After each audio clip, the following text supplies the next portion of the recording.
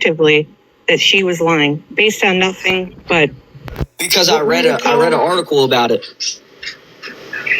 So based on one article, you just decided that she's lying, correct? And you didn't watch his depositions? I mean, but I didn't hear read the transcripts. You don't know what the evidence was. You didn't read the verdict sheet. You didn't read the judge's comments. You read one article and you decided based off that one article that she's lying. Okay, so I know that you find this really disrespectful because that is your aunt, and I'm sorry about these birds. I'm really sorry, but I know you find this really disrespectful, but I just really don't find it true how he can just get away with that. He hasn't faced any repercussions for his actions because, like, he did face repercussions for his actions. He went to court. He was found liable, and he has to pay her $81 million. Okay, and did he? Well, he just lost his second appeal. He has lost both appeals. So his only option now is to try to appeal to the Supreme Court, and I think he has 180 days or something to do that, and that happened in September. Well, and they're not going to hear the case. He's already lost both appeals. I heard a claim that what Dean said, I don't remember if it was on TikTok or YouTube, that he got away with the 34 charges because he... do you know that's a completely separate case, right? Yeah, that has nothing to do with E. Jean Carroll? I'm just saying, like, he got away with everything that he... We're not talking about the... No, he hasn't. That was his felony case in New York. Nothing to do with E. Jean Carroll. Well... He was found guilty in that case as well for 34 felonies. That was a criminal case, yeah. You didn't hear me out. I heard what Dean said. I don't remember if it was on TikTok or YouTube, but listen. Dean says something. None of this matters. Listen, Leon.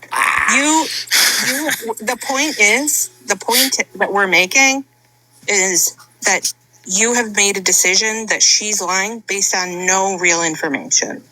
And what that means is that you are just inclined to believe that women are lying about this when they say these things, and that there's just no way that a rich, powerful man can do something like this and get away with it. Wait, I'm sorry to break it to you. That claims that somebody...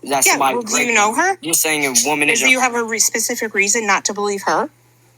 Because I read an article. Specific article? Do you have that?